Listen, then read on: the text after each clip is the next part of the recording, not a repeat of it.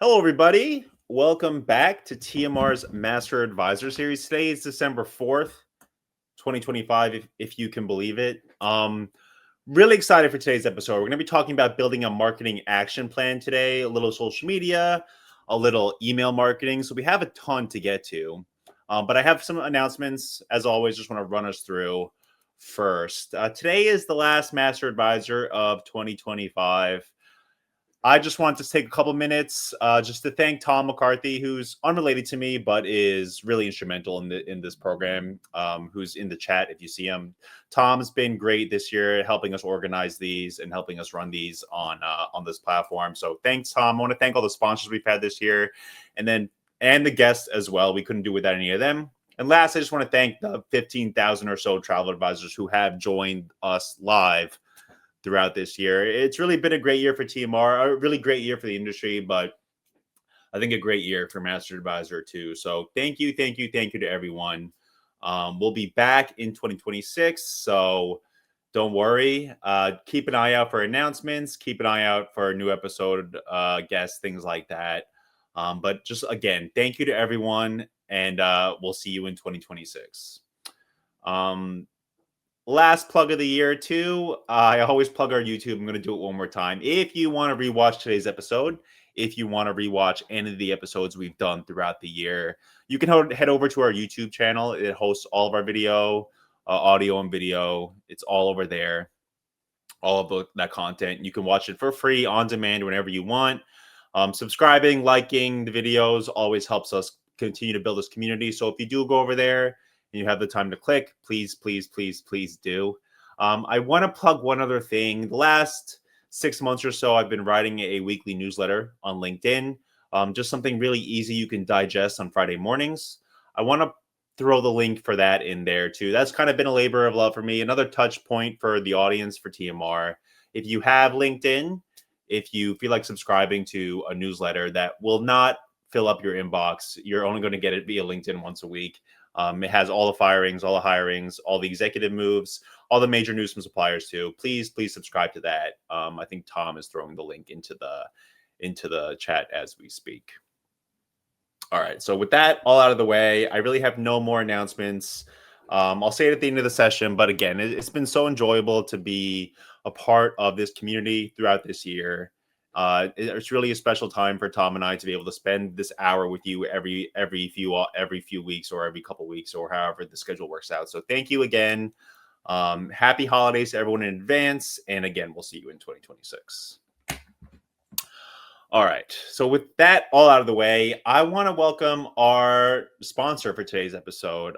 We're really happy to have Michelle Pinard, the creative director from BranchUp here to sort of kick us off today. Michelle, thank you so much for taking your time and spending your Thursday with us as well. I'm totally taken aback by the fact that this is your last show of the year. I'm honored to be at the corner of that one. Thank you very much, Tom, Dan. Appreciate you guys every day. And we're the sponsor, BranchUp, of course. We've been around since 2015 doing social media for travel advisors, as you're probably aware. But without further ado, what I'm going to do is say I'm absolutely thrilled to be sponsoring this and introducing our featured guest today. He's a great friend and a longtime member of the BranchUp family. And I want to introduce you to Phillip Archer from Roaming Richly Travel. Phillip is truly one of our pioneers and our early adopters, actually, at BranchUp. He signed up with us back in 2019, and he's been building an incredible business ever since. Excuse me. He always brings a fresh perspective and fantastic insights, which is why it's no surprise that he is being featured with Tom in this Travel Market Report, the Master Advisor series. So as you know, Phillip is going to be sharing some of his core strategies for growth with you today, including e-marketing, with a focus on building a thriving travel business through enlisting your sphere of influence. Phillip, that was a mouthful. So get ready to take notes, and please feel free to ask questions. Phillip loves answering questions. And with that, I will back off and bring you into Phillip's world. And thank you so much for being here again. Thank you Thank you, so Michelle. much for that wonderful introduction, Michelle. Boy, you can do that again if you'd like. It's like coffee in the morning. Yeah. So, Phil, if you've been a branch up subscriber since 2019, I know that's pretty significant because I know the company has grown pretty wildly since 2019. So, yeah, I did not know that. That's 6 years. It's crazy. And what's been really, really cool is just to watch the growth of the company.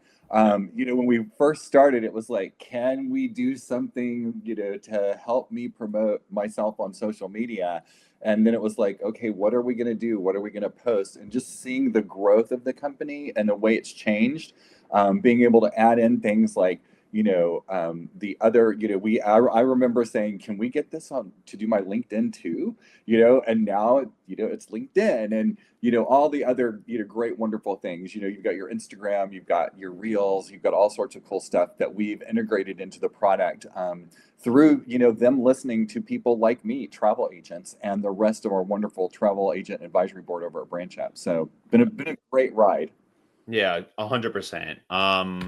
All right, so let's just take a minute. I want to give you a little time to introduce yourself, Philip. I know this is a topic we're focusing on today that you've been passionate about throughout your career, both in travel and outside of travel. I was hoping you could just tell us a little bit about yourself, your business, and then tell us a little bit about what we're going to be talking about today. Sure. Well, most of the people here are travel agents, or all of them are travel agents, and they know me from Roaming Richly Travel. I'm the founder and chief experience designer here at Roaming Richly. But, I literally started my entrepreneurial career back in 1986, 1987, luxury real estate. I spent 35 years in luxury real estate, which I just retired from last December. And I've done a lot of different things. I've owned a PR firm. I've owned, marketing companies, the real estate division. Obviously, I had a mortgage company at one time, a radio and television show in Dallas when I was there. And 20 years ago, I bought Roaming Richly Travel. And so, one of the things that I have found about business in general is that you can build businesses two different ways. You can build a business really, really fast and hope it doesn't burn out, or you can build a business based on relationships that builds a little bit slower and is one that has supported me over my 35-year career. So, what we're going to be talking about today is literally building that rapport and those relationships that are going to propel you as a business person through your career. And they're applicable to many different things. Like I said, I used to do this, train people in real estate on this before I ever even thought about, buying a travel agency. But it's been a wonderful system for me, and it's grown through the years because 20 years ago we weren't really talking that much about social media and things of that nature, and they're top of mind now. It's super, super important for you to be visible there. So that's a little bit about me, and here I am today. Yeah. Got my VTA last year or earlier this year. I'm so excited about that. But I'm just out there, focusing on luxury travel these days. Yeah, I mean, really a renaissance man. You go through your career, like you've worn many hats, and I'm gonna try to get some of your personal time because that just I've never heard. I've heard of resumes, but that's quite a resume, Philip. So we'll have to connect after this to talk a little bit about that. But let's I'm gonna try to keep us on topic. Let's talk about launching a marketing plan, sort of establishing an online presence, things like that. I know a lot of advisors on this call or on this episode came here because they wanted help with social media. I wanted to sort of start there. Cool. Figuring out where to be on social media online, I know is a big task. There seems to be new platforms popping up all the time. How do you approach social media? And if you were starting an agency now and just starting your feet under you in this industry, what would your approach be for social media? Absolutely. So the first thing I will tell you is, this is great for people who are just starting out, but if you have not been involved in social media, or if you're at like that 7-year mark in your career or the 14-year mark, if you're anybody who deals with the public, you've got to reinvent yourself every 7 years. So it's never a bad time to just adopt this strategy and start it. In fact, I'm starting it again this year myself. because it's just time for me to liven things up a little bit. And we're moving into an uncertain time in the market, so we don't know what's going on. So why not be building our business bigger? Worst thing that can happen is you have to hire an assistant to help you. But the very first thing that you want to do is you want to create a professional and credible persona. You want to be, you are a brand as a travel agency. It doesn't matter if you belong to a brand or if you don't belong to a brand, like a larger host agency. You are the brand. People do business with people they know, they like, and they trust. And it's important for you to establish rapport with as many people as you can. The first thing you have to do is you have to have a place for people to go to learn about you. And so everyone should have a LinkedIn profile. Everyone should have a Facebook business page, not just your personal page, but a business page for your travel agency or your travel agency. You should have Instagram. You should do stuff on YouTube, and you should use Pinterest. The biggies today are still literally Facebook and YouTube are by far the biggies out there. So if you're not involved in those, you're really, really missing out. I also think that it's essential for you to have a LinkedIn profile because it gives you credibility and it shows that you're a professional and that you're not just somebody dilly-dallying around, saying, oh, look at this fun trip that I'm going on. So I think those are essential. If you were to ask me what three we start with, you would start with LinkedIn, a Facebook business page, and then throwing some videos out there on YouTube. So that's the first thing that you need to do. Once you've done that, you're going to be able to enlist some great programs to help you make those things work for you. So for example, your LinkedIn profile will also allow BranchUp to post for you and Rallyo to post for you. Your Facebook business page, again, BranchUp and Rallyo will post automatically to those for you. Instagram, BranchUp and Rallyo will post automatically for you. TikTok, Rallyo will post to your TikTok. So there are places where you can go and not get overwhelmed. When you start doing this, you've got to give yourself, maybe an hour a day to work on this marketing part of your business, and then spend the other 7 hours, actually selling travel. But that's where you need to start. And BranchUp has a great educational template to show you how to do a Facebook business page, and things of that nature. So if you're wondering how to do that, they've got some great resources there just to show you how to do it. So we've done some social media sessions in the past, and like Facebook is obviously the one stressed the most, but YouTube is, like, you saying YouTube is important really caught my ear. I'm curious, like why? Go ahead. Yeah, if you look at the numbers, YouTube is really a big player. I've been waiting for TikTok to blow YouTube, and Facebook out of the water. But if you look at, North American users, the numbers are just huge for Facebook and YouTube. So, the vast majority of Americans utilize those tools on a regular basis. And so, I'm not telling you not to be other places. I'm just telling you, if you've got a product and you want to put it in front of the most people, you need to be putting it on the platforms where the most people go. So does that make sense? That makes sense. I'm curious, like, we have about 90 advisors with us. Does anyone here use YouTube regularly as a content producer? Because I know everyone uses it as a content, aggregator. But like, Yep.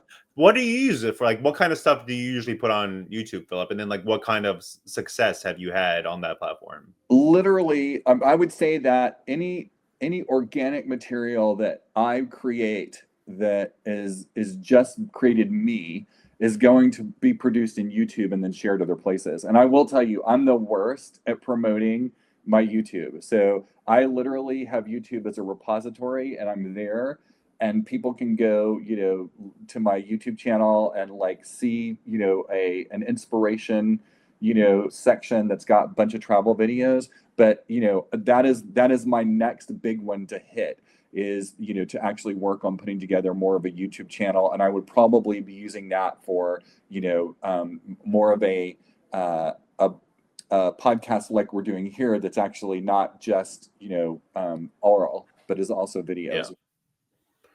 So I see some comments in the chat, and one from Joy. I'll pop that up on the screen. This is what I always get when I talk to advisors about YouTube. It's either I'm not good at doing videos, or I don't feel comfortable doing videos. Like, what do you say when you get this kind of pushback? Everybody says I'm not good at video, or I don't like doing video. And I want to remind those of you who remember, and if you don't, Google her, Julia Childs. And she was on TV cooking live all the time, and she would drop stuff. She's always got her wine there, very casual. And I mean, she'd drop something on the floor and go, oh, kiss it up to God. So this is what I have learned. I have over the past 30 odd years. I had a radio and television show, so I'm very, very well aware of how how it works to put together a professional segment on something. What you have to remember is that you're wanting to build rapport with people, so you want them to see you in all light. So believe it or not, my videos where I drop something or screw something up get way more views than my videos that come across as highly scripted. So you'll see me usually when I get to a new island or something, I'll just pop up on my phone and go, hey, everybody, it's Phillip. And look, here I am in Tortola today, and it's beautiful and it's warm. And I just got off this super yacht. And oh my gosh, don't you want to be here? Right? It doesn't have to be a hugely scripted event. You just want people to get to know you and get to know what you do. So I would tell people, don't be afraid. Take a couple of goes at it, pick the best one, throw it up there and see what happens. My two biggest videos are one where I walk out on the front of a Hurtigruten ship, the Fram, outside of a bird colony in the Canadian Arctic, and you can't hear a word that I'm saying. It's literally me going, right? Yeah. Huge. It got, tons of shares. And the other one was when I was on The Allure before Oprah when it came out, and I was on the pre-inaugural, and I did the rock climbing wall because nobody had ever, it was like, this is a cool new thing. Did the rock climbing wall. They didn't remember when I got to the bottom to stop filming me, and it was Facebook Live. And I made some rather catty comments about the way the equipment cramps you up when you're trying to crawl up a wall. And again, that's crazy. So don't be afraid. It's you're just showing people, you're just giving people a window into your personality. Yeah, and I see we have some other comments questions about YouTube. I'll maybe take this one for Tisha, but we had a couple, and I'll see if Tom can find the video. But we had a couple who own an agency on early this year, and they pretty much built their business on YouTube. Yep. Mostly was doing vlogs, like travel vlogs, and then Mm-hmm. they talked about how they wouldn't really sell on these videos. It would all be about, like what you mentioned, establishing a rapport, because basically people wanted to book with them because they liked them. Like it was simple as that. Like they got to know them through these blogs, and they liked doing them, and they wanted to work with them, and they wanted them to be their representatives. Absolutely. Yeah. That's the key. That is the key. Is letting people know who you are. And I don't even call us, we call ourselves experienced designers at Roaming Richly Travel. So we don't call ourselves travel agents or salespersons. I mean, we are accredited travel agents, but and real estate as well. People always used to talk to me and say, oh, what are the best real estate salesmen and luxury real estate in the country? And I'm like, I'm not really a salesman. I'm a matchmaker. It's like I meet clients, I get to know them and what their needs are, and then I match them with a product that's going to help them achieve their goals. And that's what we are. I mean, people can call us salespeople all day long, but we really are just experts on a huge network of products. And our job is to, drill those products down so that we can provide a few options to our client that more closely meet their goals. And I do think with AI, like making things so easy for people who maybe aren't involved in the travel agency space yet when they're booking their travel, Mm-hmm. you want to appear like a real person. Like people are going to Absolutely. want the real person touch. Yeah. Well, and you hear all the stuff now where people go, "Oh, that's AI," right? Yeah. And it's like AI is a dirty word, right? And so, but nobody wants, nobody is like, going to the robot from Lost in Space and asking him to book their travel, right? I mean, they're just not. That's not something that can get to know them. And AI is never going to replace people like us. I mean, I don't care how smart the computers get, they're not going to be able to notice when your skin tone changes when I bring up a line and automatically be able to say, or maybe not, the AI is just not going to be that great. I mean, maybe it will, who knows, but probably not while we're alive. So, let's not worry about it.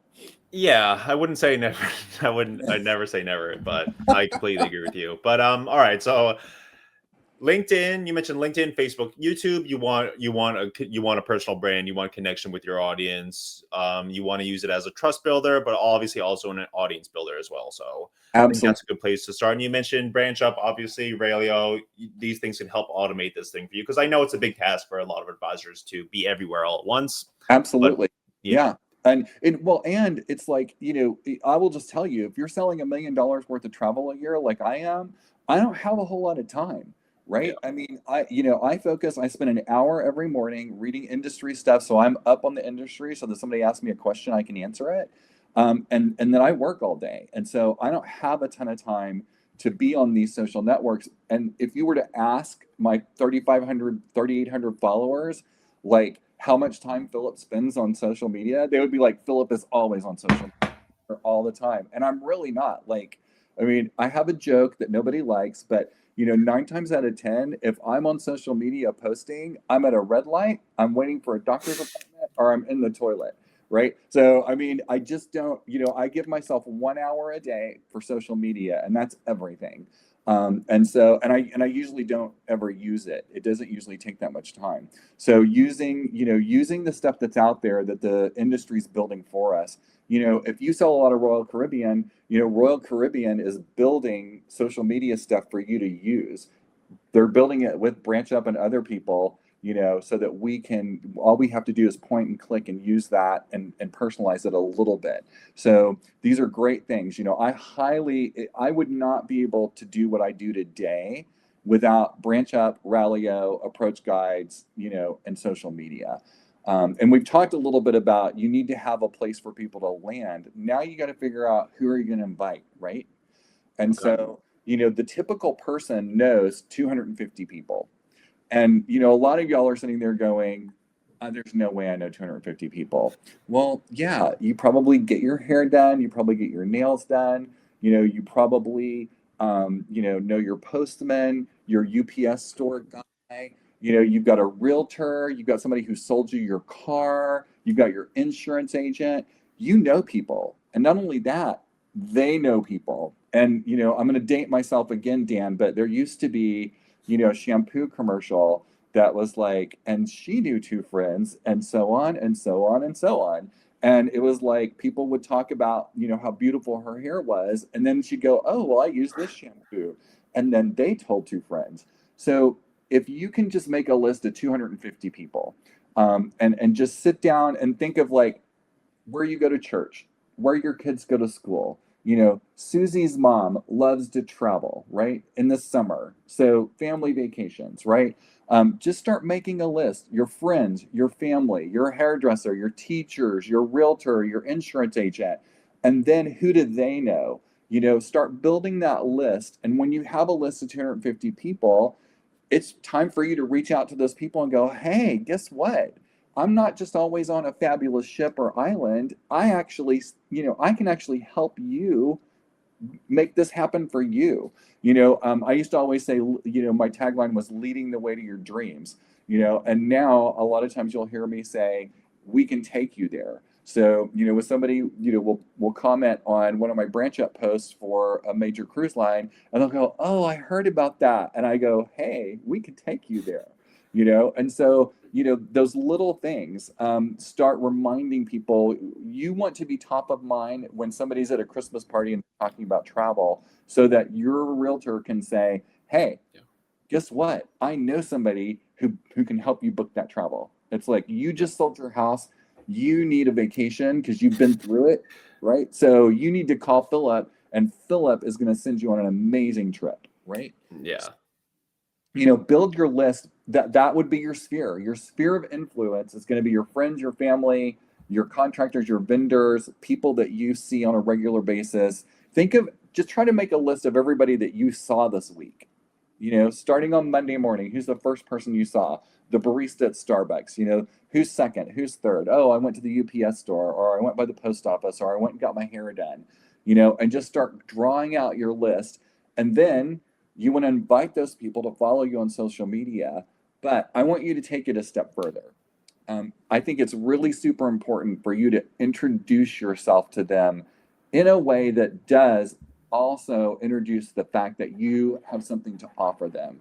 And so I would put together a letter, an actual letter in the snail mail. I know this is crazy, but put together a letter and send that letter to 250 people with your business card, and just let them know in the letter, say, hey, you know what? I'm really working hard to grow my business, and I would love for you to be part of that process. We've known each other, for a number of years through networking or whatever, going to school together. And I just wanted to make sure that you knew that one of my passions in life was giving people like you and your friends an incredible experience and planning a great adventure for them somewhere in the world. Send out that letter. And then you literally need to, 2 weeks after you send out those letters, you need to be ready to start making phone calls, because you're going to follow up with an actual phone call. I know. Phone call. For real, right?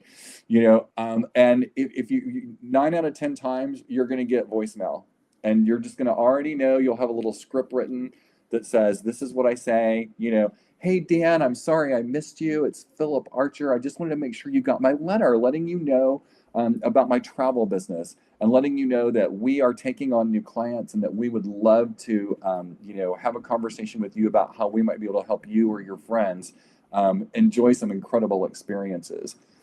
Do 10 of those calls 5 days a week. In 6 weeks, you're going to have so much business, you won't know what to do with it. And this has worked across many different types of businesses: real estate, travel, mortgage. I've used it for all kinds of people. And I will tell you, I will never forget my real estate career. When I was on the executive team for Coldwell Banker, I got a phone call and they were like, nobody's ever had 2 candidates for Rookie of the Year in one office before. We don't usually allow it. And I'm like, well, why wouldn't you allow it? And they're like, well, because it doesn't look good, right? And I'm like, well, I can't help it if my 2 rookies are better than everybody else in the company. You should let them duke it out. And they did. And both of them had used the system, and they were literally the number 1 and number 2 Rookie of the Year for the company because they did it. And so it really does work. And it's still, I talked to one of them a week and a half ago. I was doing a referral with him, and he's like, Phillip, I still do it. I still every once in a while sit down and do my 10-a-days. That's what we call them. It's my 10-a-day calls. Just track them. And the other thing that's great about it is it's going to tell you, if you make 10 calls and you get 1 person on the phone that ends up doing something with you, that means that you're a 10 and 1, which will be really, really good. Give yourself a little while to get there. But that means that if you need more business, you got to make at least 10 calls, right? So you'll figure out what your average is, and then you'll realize, oh, I've got through my list of 250 people this month. I need 250 more people. So, while you're doing it, you're grabbing business cards, you're going to meetings to meet with people, you're going to your chamber events, you're going to the museum, you're meeting people, you're collecting their information, you're sending them a letter letting them know about your business, and then you're going to do your 10-a-day calls. Just ask people what, my 10-a-day calls are usually like, Dan, how's it going? What's the weather like? Right? I don't call you and go, Dan, do you want to buy a vacation? Yeah. So you get to know them. How are the kids? How is the dog? The end of your conversation is when you go, hey, listen, do you know anybody who's really, really been talking about going on a trip? And Dan goes, oh, yeah, I was talking to Tom yesterday, and Tom was like, I need to go on a family vacation. Well, Dan, would you make an introduction for me? So you need to build that sphere, work that sphere regularly, and then keep adding to your list. Yeah. I want to, first of all, if anyone has any questions for Phillip, I should have said at the beginning, drop them in the chat. And I know I dragged some up earlier, but please, don't be shy. So I have a couple comments and a couple questions for you, Phillip. Sure. You mentioned sphere of influence. I've heard that a number of times this year, and I don't think people realize, one, just how important the sphere of influence is when you're starting a travel career, and 2, just how big your sphere of influence actually is. Like a lot of people take those interactions, like you mentioned, the postman, the barista, you take those interactions for granted, but they're part of that sphere of influence. And I know 250 seems like a lot of people, and I guess it is. But I think most people can pretty easily get there when they really think about who they talk to, who they interact with, who they know online, in real life, IRL too. I think that's a really doable thing for people. Absolutely, it is. And we don't hear people talking about sphere of influence. Sphere of influence has been around forever. Like I've never not had a conversation about sales or about a business where we don't talk about our sphere of influence.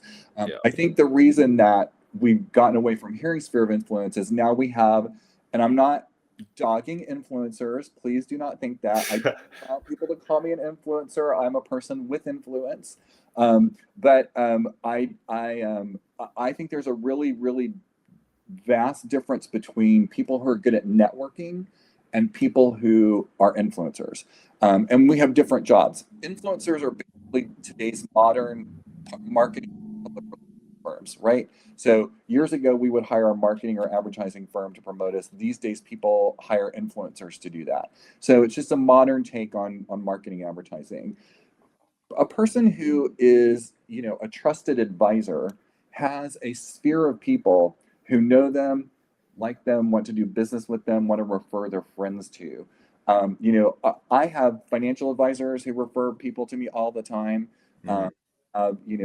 Great lawyers that refer to people to me all the time. So, when you're building your business and building your sphere, you want to think about people, number one, that who know other people and who also, rely on networking and rapport building to get business. And you will find that, your realtors, your mortgage people, your attorneys, your insurance agents, they all get this. And, you'll find that, y'all start referring business back and forth to each other. So, I talk to my accountant much more about, hey, Bob, I've got a new client for you, than I do, Bob, it's time for you to go on a vacation, right? So, and it's because we're great referral partners. I refer him business, he refers me business. We know how each other works. As you build your sphere, you're going to find that some people are clients, but some people are salespeople. And so you're building a sales team that can be places that you can't be all the time. If you've got a great friend who's on the board of the museum, who goes to all the events and they're talking about your business there, you've got a sales team that you're not even paying for. Your payment to them is just keeping them informed about what's going on with your career.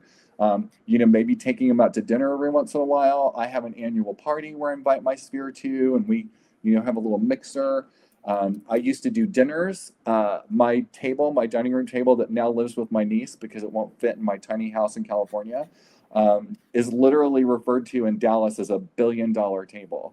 Because I used to invite 10 people to my home every Friday, and we had dinner together, and I literally introduced people to each other. It was all about getting to know each other and each other's business. And, over the years, it became kind of famous, and people are like, have you sat at the $1 billion table, right? Hey, it was a great table. But there are great ways for you to build your sphere and to interact with people, and it's actually fun. You get to know people, you get to know their kids, you get to know where they're going to college. What's really fun is when one of your network people, you get a phone call because their kids in college and they're like, hey, I met so-and-so's parents and they're looking for a travel agent. That is fun. Yeah. But they just know. So, you've got to start somewhere. So just start with a really good list of 250 people. All right. So 250 people. Initially, you want the snail mail. Like someone said in the chat, you want to mail an actual letter. Follow up with your phone calls. Have your script ready, both if they all the chance they pick up the phone, and or probably more likely you get voicemail. Keep track of your calls, get your success rate, and then you can sort of use that to build your business in the future. I'm curious, Phillip, like what about? We always talk about. I think the term we always use is qualifying. I Yes. think people use the term discovery questions. Mm-hmm. Any suggestions about discovery questions or qualifying questions when you do have that initial call, or when you are getting the follow-up call and people do seem interested in using you as an advisor or as an experience creator, like you mentioned? Absolutely. So there are some things that are an absolute must every contact you make. So the very first thing that you need to remember is, when you're having a good conversation with somebody, ask them, "Hey, do you mind if I put you on my email list? I've got a BranchUp newsletter that comes out every 2 weeks, with travel inspiration. People love it. Would you like to be on that list?" Absolutely. What's that email address? And you write it down. The second thing, hey, I also just want to let you know that I also put a magazine out 4 times a year. This is done by my consortia, right? And everybody that either refers business to me or that goes on a trip with me gets a 1 year free subscription to that. Would you like to maybe have a year subscription to that? Absolutely. Can I get your mailing address, right? And the third thing that you need to remember to do is if they haven't asked you to do something for them, is before you end that conversation, you go, "Dan, do you know anybody who maybe needs a vacation? You know, I do know somebody. Well, would you mind, making an introduction or giving them a call or letting me reach out to them or finding out if it'd be okay if I reached out to them?" Absolutely. It's if you do not ask for the business when you're ending that call, then all you've done is called somebody and chit chatted. You need to ask for the business. You'll be shocked at how often you will get it. It may be 2 years later, but you will get the business. So you always ask for the business. Ask for an email address, ask for the contact information, ask if you can put them on your list so that you can stay in touch, and then ask them if there's any business out there that they may know about. Those are essential. As far as qualifying questions, so I take a little bit different approach than a lot of people. A lot of people are like, "Let's get them sold right now. Let's log in and go into Cruise Power or First Mates and get them booked." That's not how I do it. I literally, somebody mentions to me, a question that leads me to believe that they actually want to do some travel. I literally schedule an appointment with them. I go, "Hey, listen, you know, could we schedule a time maybe later in the week where I could spend maybe 30 minutes on the phone with you and just kind of get to know your travel style a little better?" And I use that as an opportunity to say, anybody can book anything these days online. The what you're looking for from a travel professional is somebody who can actually go through all that minutia and narrow all of those opportunities to the ones that are more applicable to you. And the way I'm going to do that is I'm going to schedule an interview for us, and I'm literally going to ask you questions to help me define what your travel style is and what kind of trip might be appropriate for you. We all know that you can book travel for $3,000, you can book travel for $30,000, you can book travel for $300,000, and you can book travel for $3 million. The $3 million client is not the $3,000 client. They're two totally different things. And so, by scheduling an interview with somebody, number one, you find out how committed they are. If they're like, "I don't have time," then this is a warm lead, not a hot lead. If they schedule with you, that is a hot lead. You need to get them on the calendar as quickly as you can. And you need to sit down and do a thorough interview with them. I ask people, "Hey, what was the last hotel you stayed in? Did you like it? Is that the kind of hotel you'd like to stay in on this next adventure? Where have you been? Did you enjoy it? What are some vacations that you didn't like?" You need to know what they like and what they don't like. And that way you can go out and, it's kind of like test marketing. You come out with a new shampoo, you're going to have some people use it and let you know what they think.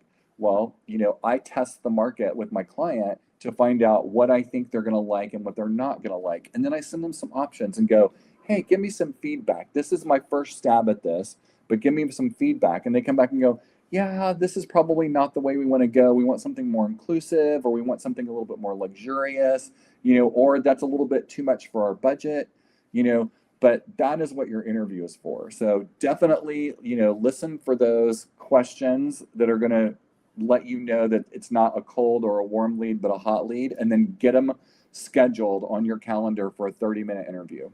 Okay. All right. Yeah, I completely agree. One thing I want to mention too is, like you mentioned, what the sphere of influence does for you.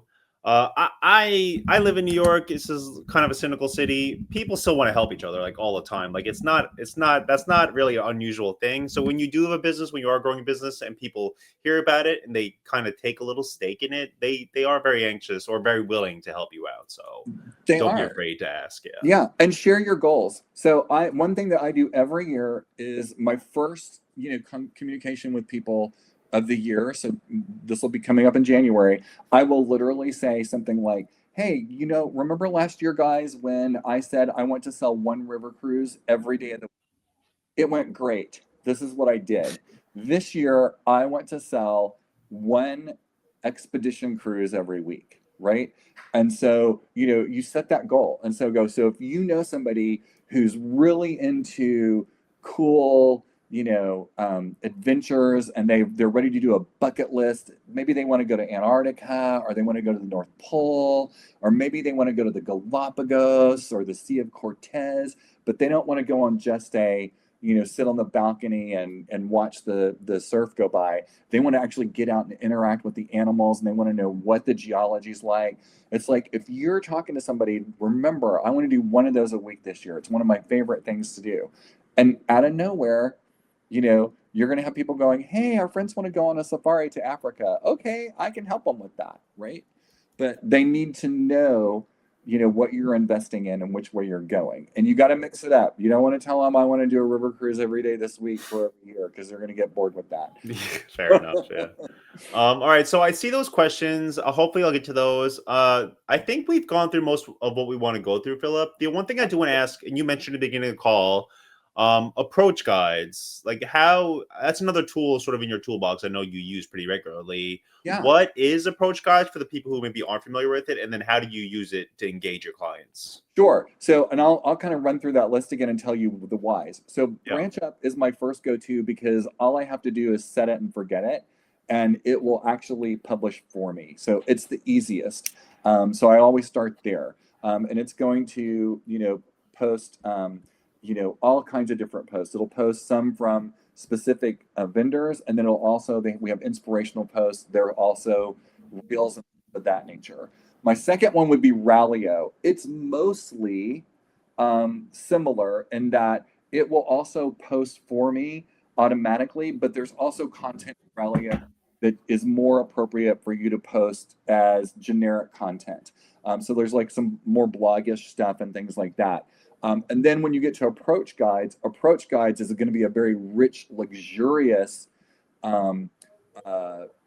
form of posting, kind of like a blog post, but you have to individually post that to your different social media outlets. So I've always got BranchUp running because sometimes I don't have time to do Rallyo or approach guides, but the BranchUp's like snippets. It's like taste.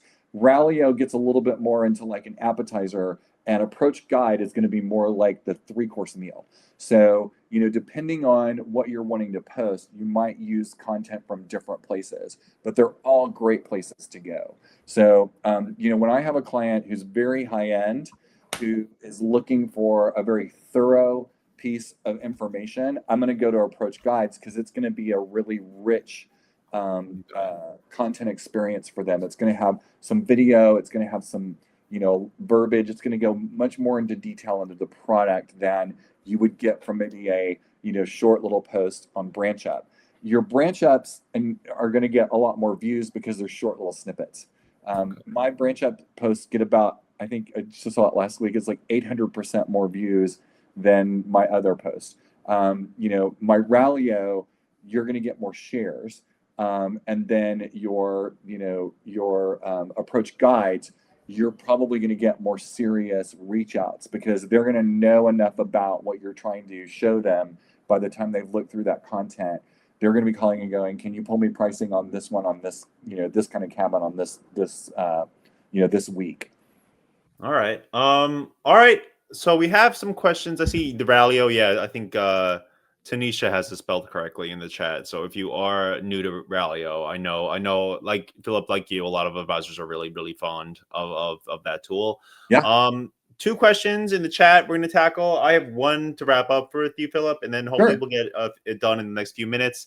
Let's do Caroline's first. And this is a question we used to always get. And I know this practice has become pretty normalized throughout the industry over the last probably 6 years, but she asks about planning fees. I mean, do you have a philosophy on planning fees? Is that something that is a big part of your business? Is that something you feel comfortable even sharing with us? I have a philosophy about planning fees. So I'm very fortunate. I've been doing this for 20 years.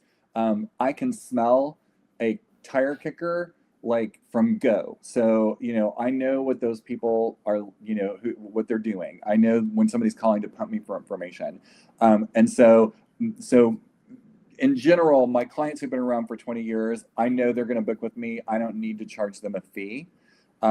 But something very interesting, I have a lot of clients who actually work in fields where they have to travel a lot for business, and they call me and go, how can I maximize this? And I'm like, hey, pick your favorite hotel, pick your favorite vendors, and utilize their plans. And then when you've got 1 million Marriott miles, call me, because for $350 an hour I can plan your travel with your Marriott miles. So I do it a little bit differently. My hourly fee based on my income is $350 an hour. And I have clients who call me and go, okay, you booked the river cruise for me. We want to spend 2 weeks in Germany after that, and I want to use my Marriott miles. And I'm like, great, let's figure out where you want to go. And then I sit down and I put together our itinerary. They go book it with their miles, and they write me a check for my hourly, rate. So my last client that did that wrote me a check for $350. She literally saved $9,000 on her trip by using her miles. She used her miles for her rental car, her hotels, everything along the way. And so for her, she's like, it's a no-brainer. I do the same thing with people who I don't know. If people have an interview with me and they're not really sure, I go, hey, listen, let's just make it really easy. You can give me a $350 retainer, and I'll look at booking this travel for you. And if it works out and I get paid for it, that's great. Your retainer will be here for the next time you want to book travel with me. If it doesn't, I'll use that retainer to, counter the amount of time, and if it's going to be more than an hour that I think I'm going to need to get started, I'll say 700. Or if it's 4 hours, I'll say 1400, but I call it a retainer like an attorney. And it's basically a planning fee, but I apply it based on whether or not they book with me. So I literally look at my time invested, my income, and if there's a difference, I'll use part of the retainer for that. And then it stays on file with us, forever. So if they've used it before, then they get to put up another retainer. If they haven't used it, it's there. All right. The other one I wanted to ask about, and again, this might not be something that's relevant to you, but Sheila asked about groups. I know we don't have that. I know we've done full episodes on groups, and we haven't tackled everything we need to tackle. But it's like, do you do a lot of groups, and do you promote them the same way you promote your brand? We do groups, and I actually, in my email signature, have all of my future travel, including our groups, for the year. I try to do 2 to 3 groups a year, and I've changed the way I did it. When I first started my business, I was turning 40, and I invited everybody I knew to go on a 40th birthday cruise. And so my first group was 55 people on a princess ship down to the Western Caribbean, right? And that's how I got my teeth cut doing groups.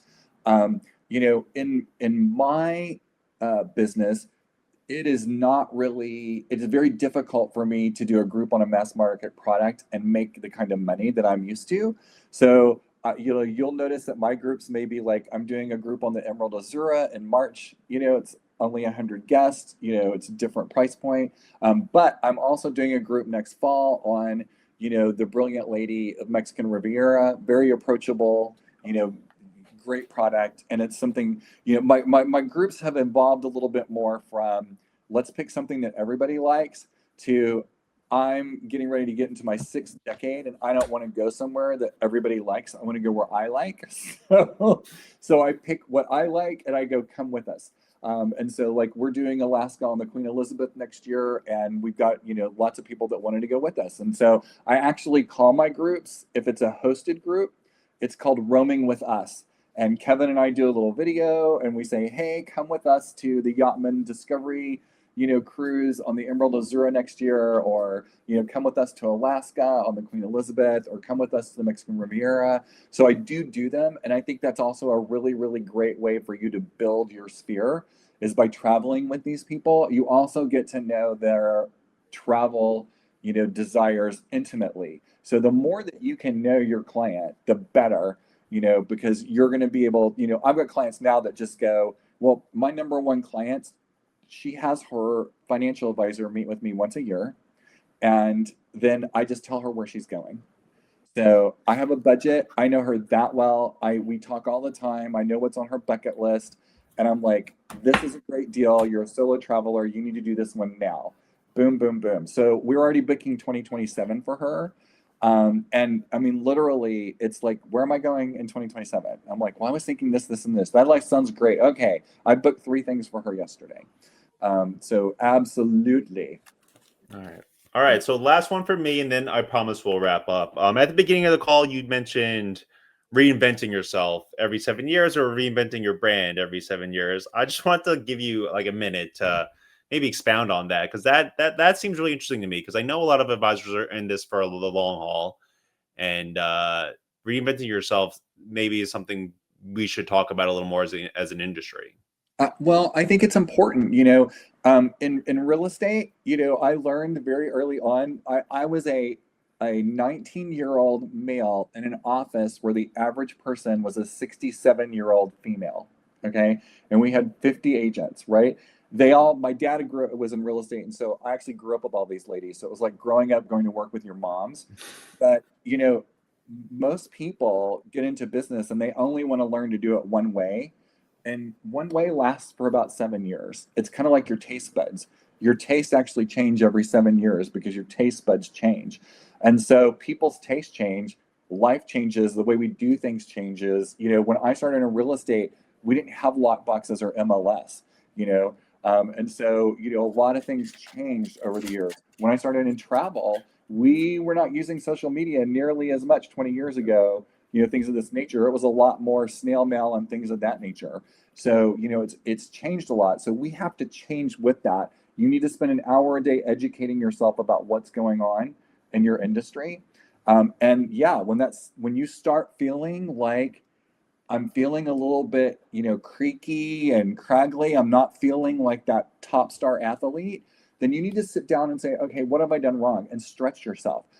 I never would have hit $1 million personally in sales without doing things like going, I'm going to sell more river cruises this year, right? That's going to be what's going to be the deal. I'm going to focus on river cruises. I'm going to focus on expedition. I'm going to focus on, high-end luxury.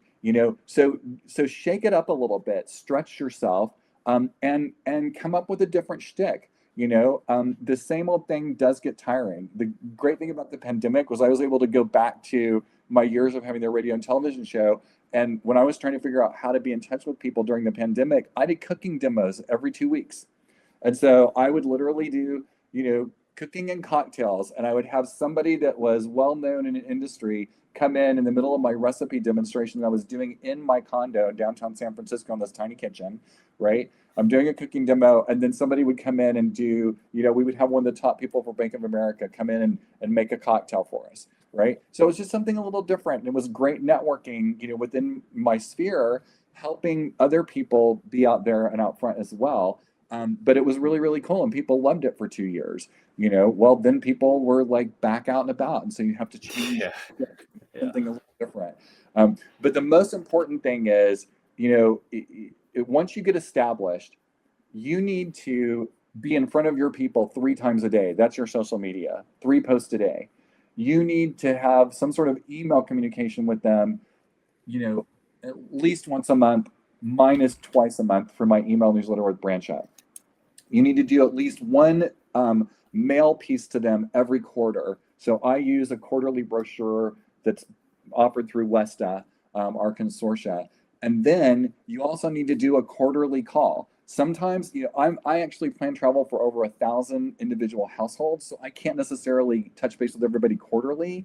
But one thing I do is starting at Thanksgiving until New Year's, I sit down with my entire list of database and I call every single person, and I call them my holiday calls, and I call them and say, I'm just calling to say thank you. It's Phillip, your travel agent, and I just wanted to say thank you.